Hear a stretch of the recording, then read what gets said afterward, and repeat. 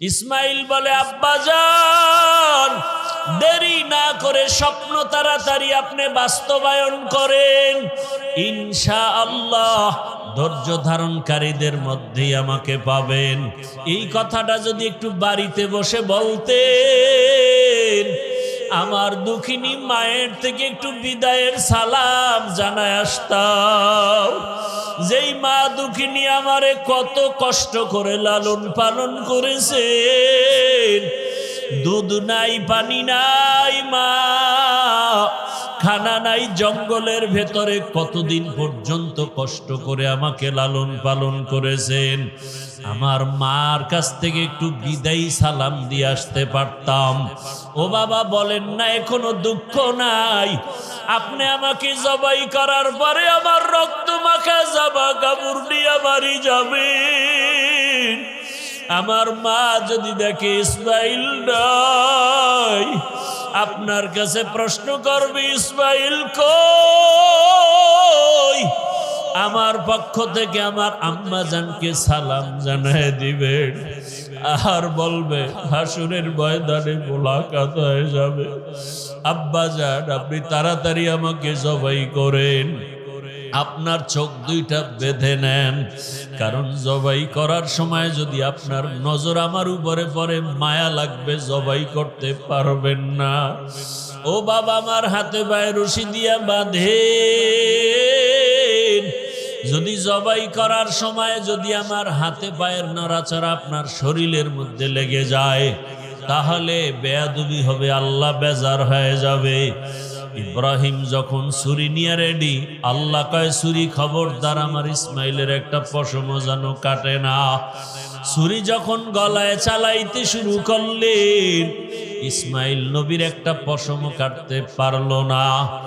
দ্বিতীয়বার আবার যখন পরীক্ষা করতে শুরু করলো, রক্ত হাতে না লাগা পর্যন্ত ছুরি চলবে। আল্লাহ ডাক দিয়ে কয়, জিবরাইল, আমি তো ইসমাইলের জবাই চাই না, আমি চাইছি তাদের অন্তরের মোহাব্বত। তাদের অন্তরের মোহাব্বত পরীক্ষায় তারা পাশ করেছে। তুমি তাড়াতাড়ি জান্নাত থেকে একটা দুম্বা নিয়ে যাও, ইব্রাহিমের ছুরির নিচে দিয়া দাও, আর ইসমাইলের সরায়া দাও। ও পর্দার আড়ালের মা বোনেরা, ও বৃদ্ধ বাবাজিরা, আমার কলিজার যুবক বাবারা, সামনে কোরবানির পরীক্ষা, ওই সন্তান কোরবানি করার পরীক্ষা। যদিও সন্তান জবাই দিবেন না, আল্লাহ আমাদেরকে পশু জবাই করার জন্য ব্যবস্থা করে দিলেন। তবে সন্তানটাকে জবাই না করলেও আল্লাহর পথে চালানোর কোরবানি তো দিতে হবে। নামাজে বাধা দেওয়া যাবে না। ও মা বাবারা, সন্তানটাকে বেপরদায় চলতে দেওয়া যাবে না, কোরআনওয়ালা বানাতে হবে। ডাক্তার, ইঞ্জিনিয়ার, প্রফেসর বানাবেন, তবে নেক আমলওয়ালা ডাক্তার বানান। কত ডাক্তার আছে নামাজ পড়ে, কত ইঞ্জিনিয়ার নামাজ পড়ে, কত র্যাব, আর্মি, পুলিশ, বিডিআরের চাকরি করে, নামাজি অভাব নাই। এমন একটা সন্তানকে আপনি চাকরিজীবী বানান, নামাজি চাকরিজীবী, নামাজ পড়বে, কোরআন পড়বে, মা বাবার জন্য দোয়া করবে। এতদিন যারা গুনার ভিতরে ছিলেন, তওবা করেন। ও আল্লাহ, ইব্রাহিম নবীকে যেভাবে পরীক্ষায় পাশ করায় নিয়েছেন, আমাদেরকেও পাশ করায় নেন। আমাদের সন্তানের পরীক্ষায় যেন আমরা ফেল না করি। ও যুবক বাবারা, তওবা করো, আর দাড়ি কাটবা না, নামাজ ছাড়বা না, বেপরদায় চলবা না। ইসমাইল নবীর মতো আল্লাহর হুকুমের সামনে নিজেকে কোরবান করে দাও। মরিয়া গেল, দাড়ি কাটবো না, নামাজ ছাড়বো না, মোবাইলে গুনাহ করব না। ইব্রাহিম নবীর মতো বৃদ্ধ বাবাজিরাও তৈরি হয়ে যান, আল্লাহর হুকুমের সামনে আর কোনোদিন আমি বিরোধিতা করব না। মা হাজেরার মতো মা বোনেরাও তৈরি হয়ে যান। হাজেরা যেমন ইসমাইলকে আল্লাহর রাস্তায় কোরবানি দিতে একটু প্রশ্ন করেন নাই, বরং শুকর আদায় করেছেন। আপনারাও সন্তানটাকে আল্লাহর পথে চালান। ডাক্তার হবে নামাজি ডাক্তার, নামাজ পড়নেওয়ালা ইঞ্জিনিয়ার, নামাজ পড়নেওয়ালা একজন প্রফেসর। আল্লাহ সবাইকে তৌফিক দান করেন, আমিন। আদম আলাইহিস সালাম মানব জাতির প্রথম পিতা, আর দ্বিতীয় পিতার নাম কি বললাম? নূহ আলাইহিস সালাম, আবুল বাশারে সানি, এর ঘটনা আপনারা অনেকেই জানেন। আদম নবী দুনিয়ার থেকে বিদায়ের 1200 বছর পর, কত বছর? 1200 বছর পরে এই জমিনের অবস্থা এমন ছিল যে মূর্তি পূজায় ভরা, সব ভরা। ভাস্কর্য বানায় শয়তান মানুষকে মূর্তি পূজায় লিপ্ত করায় দিল। একটা মানুষও জমিনে ছিল না যে মূর্তি পূজা করে নাই। আল্লাহর সাথে শিরিক করার মধ্যে যতটা মারাত্মক শিরিক আছে, মূর্তি পূজা হলো সব থেকে নিকৃষ্টতম শিরিক। আমাদের মুসলমান যদিও মূর্তির সামনে এরকম হাত জোর করে বলে না লক্ষ্মী কিছু দাও, কিন্তু ঘরের আলমিরা, সুকেশ, বাঘ, ভাল্লুক, বানর দিয়া বোঝাই করে রাখছে। পুতুলের অভাব নাই ঘরের ভিতরে, আছে না নাই? আপনাদের ঘরে পুতুল নাই? তো আমগো হুজুরদের সন্তান কান্না করে, কান্না বন্ধ করার জন্য তো কখনো পুতুল কিনে দিনে, আপনারা দিলেন কেন? যদিও ডাইরেক্ট মূর্তি পূজা করেন না, কিন্তু মূর্তিকে ভালোবাসেন, এই জন্য এটা রাখছেন। ভিতরের রুমেও না, সামনের রুমে, যেন আমরা হুজুরেরা ঢুকলেও দেখি, আছে না নাই? এরপরে বাবার ছবি, দাদার ছবি, নেতার ছবি, নেত্রীর ছবি, এটা তো আছেই। আল্লাহ সবাইকে এই শিরিক থেকে হেফাজতের ব্যবস্থা করে দিন। আরো জোরে বলেন আল্লাহুম্মা আমিন। এই শয়তান মূর্তি পূজায় লিপ্ত করায় দিল গোটা দুনিয়াতে। একটা মানুষও ছিল না যে মূর্তি পূজা করে নাই। সেই সময় আল্লাহ পাক নূহ আলাইহিস সালামকে পাঠালেন। নূহ আলাইহিস সালাম 950 বছর উম্মতকে দাওয়াত দিলেন, এক আল্লাহর ইবাদত করো। কয় আল্লাহর? এক আল্লাহ। দাওয়াত দিছেন কত বছর? কথা বলেন না কেন? 950 বছর। এই মেহনতে মাত্র মূর্তি পূজা ছেড়ে আল্লাহর ইবাদতে আসছে 40 জন। কয়জন? কয়শো বছরে কয়জন আইলো? মাত্র 40 জন। আল্লাহ জানায় দিলেন, নূহ বহু মেহনত করেছো, আরো যদি করো আর একটা লোকও শিরিক মূর্তি পূজা থেকে ফিরবে। নূহ নবী বলেন, হে আল্লাহ, যদি নাই ফিরে তাহলে এদেরকে ধ্বংস করে দাও, জানো আর মুশরিক তৈরি না হয়, জন্ম না হয়। নূহ আলাইহিস সালাম বললেন, ক্বালা নূহুর রাব্বি লা তাযার আলাল আরদি মিনাল কাফিরিনা দাইয়ারা ইন্নাকা ইন তাযারহুম ইউদিল্লু ইবাদাকা ওয়ালা ইয়ালিদু ইল্লা ফাজিরান কাফফারা। দোয়া কবুল হয়ে গেছে। দোয়া কি হয়ে গেছে? আল্লাহ বললেন, হে পয়গম্বর নূহ, নূহ নবীর নাম কি জানেননি? কথা কন না কেন? নূহ নবীর নাম আব্দুল গফফার। নূহ নবীর নাম কি? নূহ শব্দটা আসছে কান্না থেকে, ক্রন্দনকারী। ইয়া নূহ, নূহ নবী এত কাঁদতেন আল্লাহর কাছে, আল্লাহ কান্নাওয়ালা শব্দ দিয়া ভালোবেসে ডাকছেন, ইয়া নূহ। আর আমাদের মধ্যে কান্না নাই, তা এমনিই তো নাচনেওয়ালা বুড়ি আরো যদি পায়। কান্না নাই, এর মধ্যে একদল কয় বেশি কাদা লাগে না। অথচ আল্লাহ বলেন বেশি কাঁদো, কম হাসো। আল্লাহর রাসূল বলেন জাহান্নামের ভয়, লা ইয়ালিজুন নারা রাজুলুন বাকা মিন খাশিয়াতিল্লাহ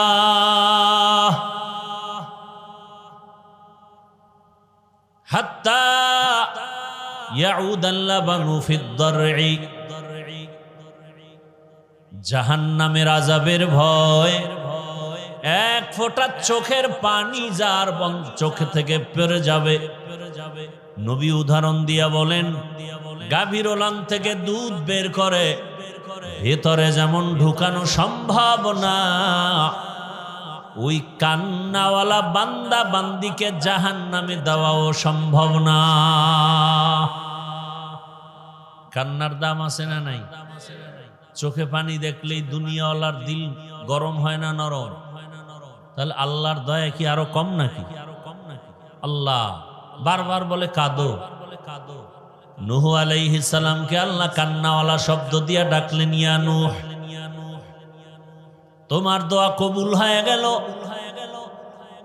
আমি গজব দিয়া দুনিয়ার সব মানুষ ধ্বংস করে দিব, তবে তুমি যাদেরকে ঈমানওয়ালা বানিয়েছো, যেই 40 জন 950 বছরের দাওয়াতে কালেমাওয়ালা হলো, এদেরও কি মেরে ফেলবো? কয় না, এদের হেফাজতের জন্য আল্লাহ বলেন বড় আকারে সুন্দর করে একটা কিস্তি বানাও। কি বানাও? আপনাদের কষ্ট লাগতেছে, খারাপ লাগতেছে, ঘুম আসতেছে, এই এতক্ষণ টাইম বাসায় থাকলে মোবাইলে গুনাহ করতেন, আর কি করতেন? এখন গুনাহ করতে কি সিনেমা হলে যাওয়া লাগে? আলাদা টেলিভিশন লাগে? আরে পৃথিবীর শ্রেষ্ঠ গুনার ফ্যাক্টরি কি? মোবাইল। কি এর মদের নেশা, বিড়ির নেশা, গাঞ্জার নেশা, সব থেকে বড় নেশা মোবাইলের নেশা। এ বিষয়ে কোনো ওয়াজ নাই। সরকার টাকা দিয়া র্যাব, আর্মি, পুলিশ, বিডিআর লাগায় দিছে, মদের নেশাকে বন্ধ করো, হ্যাঁ নেশা বন্ধ করো, নেশা। মোবাইল নেশা বন্ধ করার কোনো পদক্ষেপ নাই। আমরা টুকটাক বয়ান করি, এত অনেকের কলিজা জ্বলে, অথচ এই মোবাইল আমার দেশ ও জাতির যে পরিমাণ ক্ষতি করলো, মদে পরিমাণ ক্ষতি করে। মোবাইল যা ক্ষতি করলো, তাজা তাজা প্রাণ চলে গেল, তাজা প্রাণ চলে গেল। এই মোবাইল কেড়ে নিল, লেখাপড়া শেষ। আমাকে ওয়াজ মাহফিলে লেখাপড়ার ক্ষতি হয়, হ্যাঁ, বরং এখানে বয়ান শুনে কান্না করলে পরীক্ষা আরো ভালো হবে। কপাল পরারা বুঝে না, ক্রিকেট খেলা বন্ধ করে না কেন? পরীক্ষার ছেলেদের যেন ক্ষতি না হয়, এই 1 মাসের জন্য পরীক্ষা যতদিন চলবে ততদিন সব চ্যানেল বন্ধ, টিভি বন্ধ, পত্রিকা বন্ধ। কারণ ছেলে মেয়েরা টেলিভিশন দেখে, মোবাইল বন্ধ। এটা না কামের কাম, আকাম করতে আয়, ওয়াজ বন্ধ করো, মাইকের সাউন্ড কমাও। বিয়ার অনুষ্ঠানে যে গান বাজে এটা কমায় না কেন? কি 5 তলা বিল্ডিং পর্যন্ত মনে হয় ভূমিকম্প শুরু হয়ে গেছে। আর কোরআনের বাগানে আইসা কান্না করে দোয়া করলে আল্লাহ জেহেন খুলে দিবে, পরীক্ষারও সহজ হবে। এখানে বেশি আসা দরকার। কপাল খারাপ আমাদের। নূহ আলাইহিস সালামকে আল্লাহ কি বললেন? কি বানাও? কথা বলতে সবাই কথা বলেন। কিস্তি মানে কি? দেখছেন নি কারবার? সব আওয়ামী লীগ, সব। কারণ আওয়ামী লীগের নৌকার জিকির করতে করতে এখন নূহ নবীর দ্বারাও নৌকা বানাইছে। স্যার, নূহ নবীরে আল্লাহ কি বললেন? এমন একটা কিস্তি বানাবা যেই কিস্তির মধ্যে তোমার 40 জন মুমিন, তোমার সন্তান এবং পশু পাখির 1 জোড়া করে, 2টা হাতি, 1 জোড়া গরু, 1 জোড়া ছাগল, 1 জোড়া ভেড়া, 1 জোড়া উট, এইভাবে যত পশু পাখি আছে 1 জোড়া করে। আচ্ছা, দুনিয়াতে এমন কোন নৌকা আসেনি যে 1 জোড়া হাতি উঠাবেন, 1 জোড়া উট, 1 জোড়া গরু আর 40 জন মানুষ উঠবে, আর এটা শীতয়ে থাকবে? মেয়া 20 জন মানুষ উঠলি লারা সারা কয়ে থাম থাম পড়বে, পড়বের মধ্যে 2 জন পড়ে গেছে। তা আসলে কি এটা নৌকা ছিল? নূহ নবীর এটা নৌকা না জাহাজ? তাহলে আমাদের এই নৌকা বলাটাও ভুল। আওয়ামী লীগের নৌকা কোন, এটা আমার জন্য কোনো দুঃখ নাই। আমনের কবরে আমনে যাইবেন, আমনে বাড়ি ছেড়ে জঙ্গলে পালাইবেন, এটা আপনার বিষয়। কিন্তু নূহ নবীর নৌকা আসলে কি কিস্তি, কি নৌকা না জাহাজ? জাহাজ। একতলা জাহাজ না, কয়েকতলা বিশিষ্ট জাহাজ। এক এক তলায় এক এক প্রাণী রাখছেন। এ বিষয়ে ভিন্ন বর্ণনা আছে, ওদিকে আমি যাব না। এবার সব উঠলো, উঠার পরে আল্লাহ পাক পানি বন্যা দিলেন। একাধারে 40 দিন বৃষ্টি। কয়দিন? সব শেষ। নূহ নবীর এক সন্তান কেনান বলল, আমি পাহাড়ের উপরে উঠে যাব। পাহাড়ের উপরে পানি, মরে গেল। ওই জাহাজে যারা ছিল 40 জন মুমিন আর 3 জন নূহ নবীর সন্তান, এরা বেঁচে থাকলেন।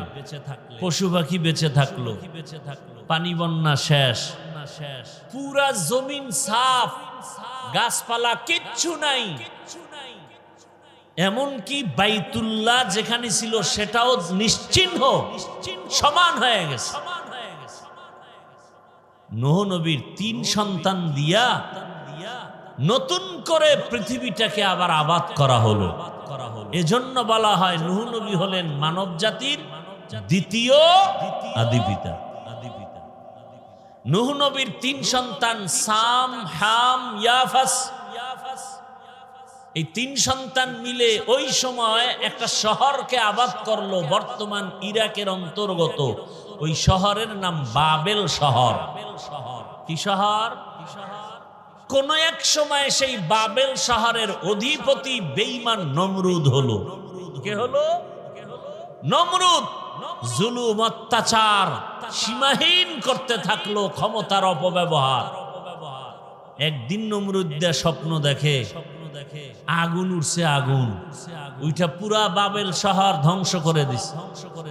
ভয়ে ঘুম থেকে উঠে গণকের ডাকলো, গণনা কর। কি দেখলাম? কয় শনি দেখছো? শনি। আগুন দেখো নাই?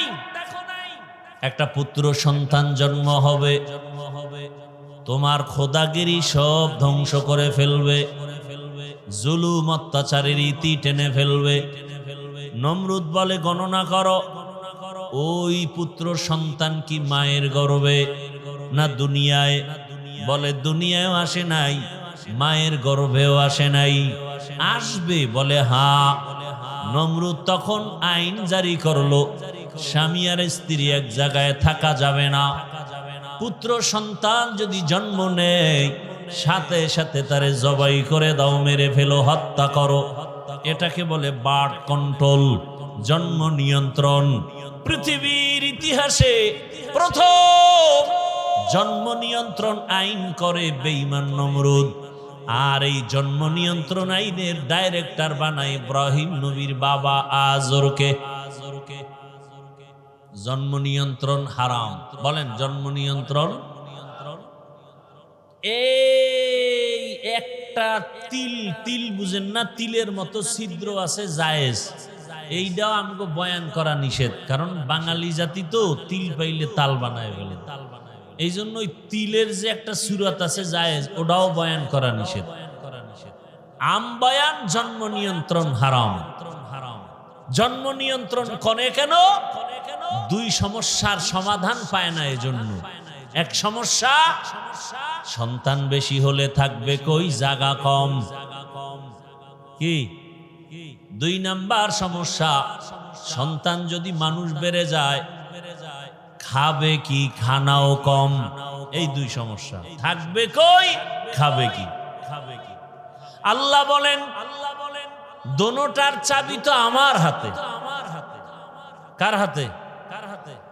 লিল্লাহি মুলকুস সামাওয়াতি ওয়াল আরদি, লিল্লাহি মুলকুস সামাওয়াতি ওয়াল আরদ, ইয়াহাবু লিমান ইয়াশাউ ইনাসা ওয়া ইয়াহাবু লিমান ইয়াশাউ যুকুর আও ইউযাওবিজুহুম যুকরানা ওয়া ইনাসা ওয়া ইয়াজআলু মান ইয়াশাউ আকিমা ইন্নাহু আলিমুন কদির।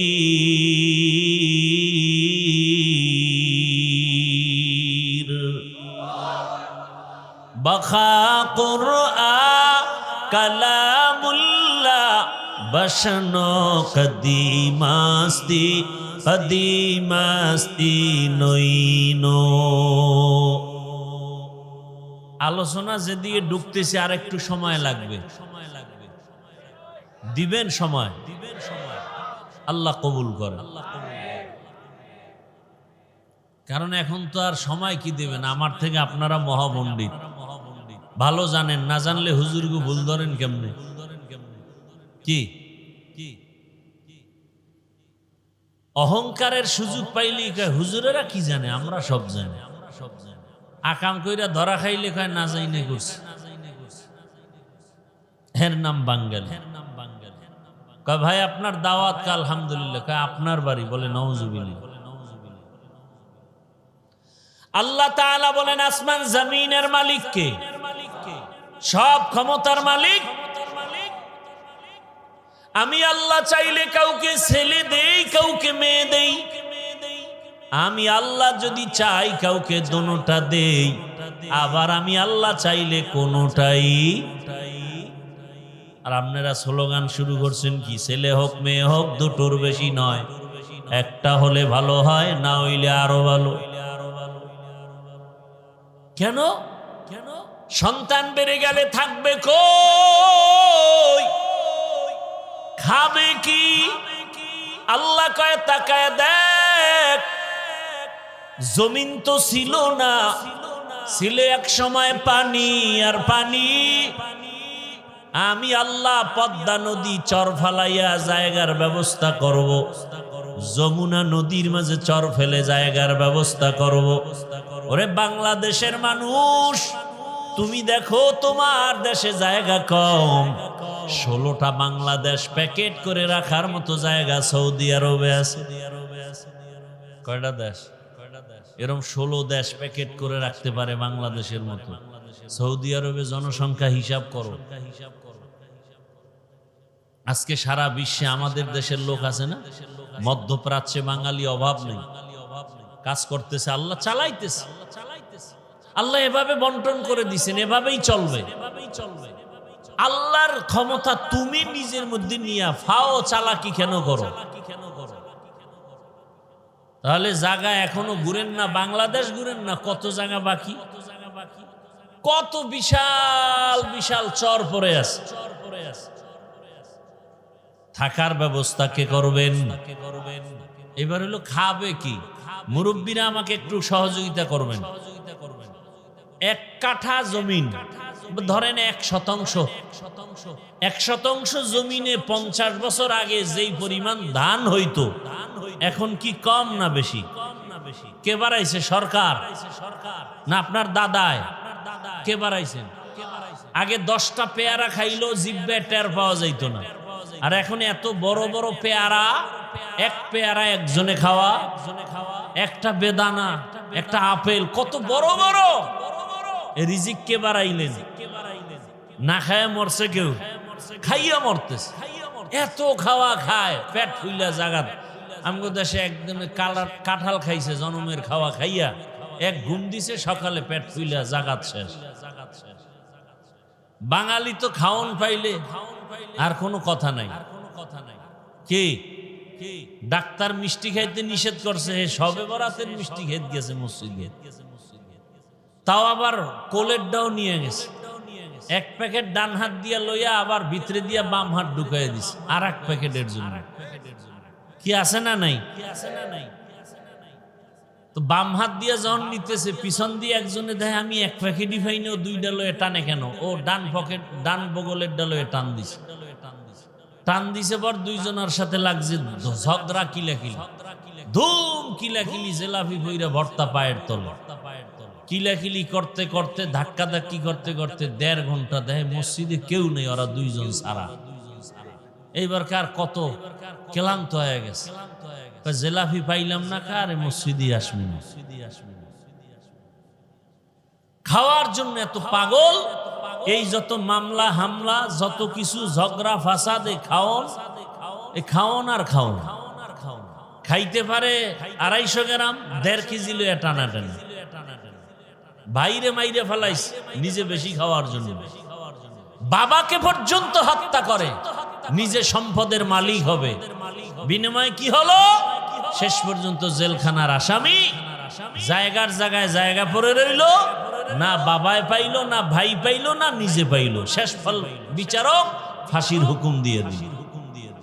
এই তো এই একটা মাইয়া পাওয়ার জন্য যুবক পেছনে লাগছে, তো এর পেছনে আর এক যুবক একে মেরে ফেলছে। মেরে ফেলার পরে এবার মাইয়াও জেলখানায়, ছেলেও কি জেলখানায়। পরিণাম ফলে হইছে ফাঁসি। কি হইল? এখন কি দুনিয়া ওই আছে নাকি যে তুমি আকাম কইরা পার পাবা? সেই দুনিয়া আর নাই। এখন মানুষ, মুরব্বীরা বলতো দেওয়ালের কান আছে, এটা এখন বাস্তব হয়ে গেছে। রাতের অন্ধকারে কি করো? 30 বছর আগে অন্যায় করছে, এটা ধরে ফেলাইছে এখন গোয়েন্দা বিভাগের লোকেরা। একটা কুলু দিয়া ধরে ফেলছে। কি কুলু? সিগারেট খাইয়া সিগারেটের পাশা ফালাইয়া গেছে ওই জায়গায়, ওইটা ধইরা আসামি ধরে ফেলাইছে। একটু থুথু নিক্ষেপ করেছে, এখান থেকে টিস্যু, ঘাম মুইসা টিস্যু ফালাইয়া দিছে। পুলিশ এসে ওখান থেকে ধইরা ওই টিস্যুর থেকে বের করছে আসামিকে। কি আছে না নাই? আমি এটি বানায় বলতেছি, জেনে শুনি। আর পরও তো আকাম বন্ধ নাই। আর এই সোনার বাংলা কোনোদিন সোনার বাংলা হবে না যতদিন পর্যন্ত চোরগুলোর হাত কাটানো হবে। আমার দেশের চুরি যতদিন বন্ধ হবে না ততদিন পর্যন্ত এই জমিনে শান্তি আসবে না। আল্লাহর কসম করে বললাম, কোনোদিন শান্তি আসবে না। বাংলাদেশে কি পরিমাণ টাকা মানুষের কাছে, অথচ গরিবরা পোশাক পায় না শীতের মধ্যে, কোরবানির গোশত খাইতে পারে না। আর মাইক লাগায় স্লোগান দেয় কেউ খাবে কেউ খাবে না। তা হবে না। চাপাবাজির অভাব নাই। মানুষ পশুর চরিত্রের থেকে খারাপ হয়ে গেছে। একটা কুকুরকে মারলে কষ্ট পায়, মানুষকে হত্যা করতে কষ্ট পায় না। আল্লাহ হেদায়াত দান করুন। এই কথাগুলো কে বলবে? যার ভাগে কম পড়ে, যে বাধা হয় বলে ওরে মাইনাস কর। মামলা নাই, এক কি বলবো, কোন দিকের কথা কোন দিকে যায়। একজন বড় উপরস্থ কইতেছে একজন, আরে বেটা মার্ডার কইরে আবি, আমার কাছে কোনো মামলা নাই, সব সাইজ করে বললাম। আফসুস, বড় আফসুস। নিরপরাধ এখনো জেলখানায়, আর মার্ডারের আসামি পার পেয়ে যায়। কথা ঠিক না? কই ওসমান হাদির হত্যার বিচার হইছে? এটা একটা কথা। ধামাধাম ধইরা দুই একটারে সাইজ করলি পুরো দেশ ঠান্ডা হয়ে যায়। সৌদি আরবে এত চুরি নেই কেন? স্বর্ণের দোকান খুইলা নামাজে যায়, পুলিশ পাহারা দিতেছে, ঘুরতেছে। কোন চোরের সাহসী হয় না ওখানে যাবে। আর আমগো কাজের মহিলা মালিকেরে কি নাকের সামনে নিয়ে কি কইরা ঘরের সব লয়ে গেছে। ঢাকাতে ঘটনা অহরহ ঘটতেছে। এখন কাজের লোকের ঘরে কাজের লোক রাখাও বড় কঠিন, বড় মুসিবত। এক কথায় কচু পাতার পানি যেমন এটা নিরাপত্তাহীন, আমাদের জীবনটা তেমন অবস্থায় আছে। রাস্তা দিয়ে চলতে গেলে কোনো নিরাপত্তা নাই, বড় কঠিন হালাত। কে কখন কি করে ফেলে বলাও যায় না।